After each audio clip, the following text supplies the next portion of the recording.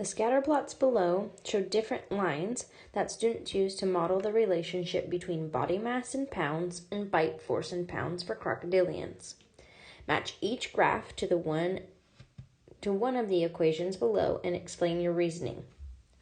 That's the key part there. Let B represent bite force and W represent the body mass in pounds. So we're looking for which of these matches the graph for that first line. I notice that it crosses the y-axis between 200 and 400, which automatically means it can't be equation 1. It appears to be closer to 200 than to 400, so I'm guessing that it's probably going to be equation 3. But I need to explain my reasoning. I would say the B value, or that y-intercept, also known as initial value, is just over 200. Now looking at line 2, I see that the y-intercept, that B value, is very close to 400 this time. So looking at the y-intercept on these three equations, the closest one to 400 must be equation 2.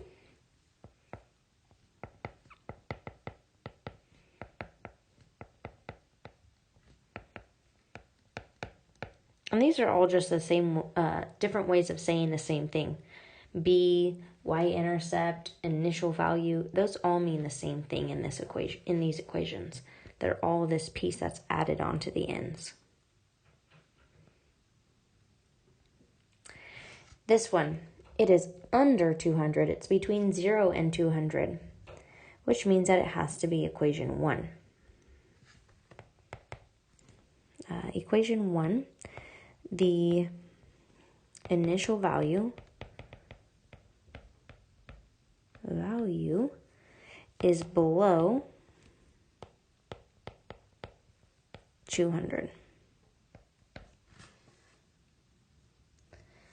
Then it asks in part B, which of the following lines is the best trend line for our data?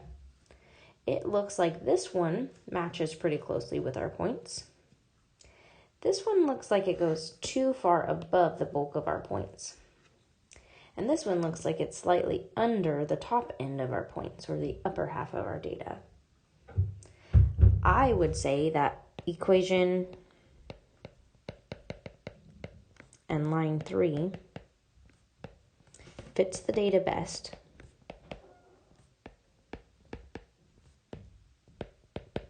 Because it is close to most of the points.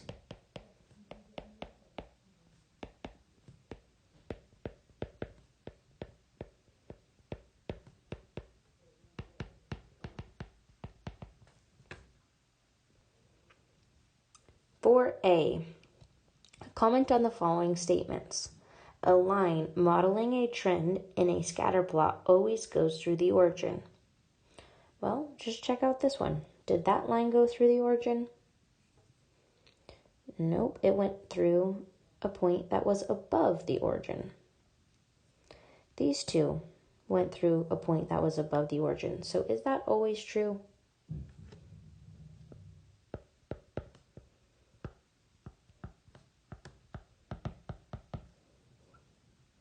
If the response variable, meaning the one that responds to the how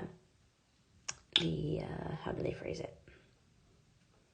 The independent variable decreases as the slope of the line, or as the response variable increases, as the independent variable decreases, the line must be negative. So if the independent variable decreases, that means it's going this way on the graph. And the response variable increases, that means it's going this way on the graph. Would that have a negative slope?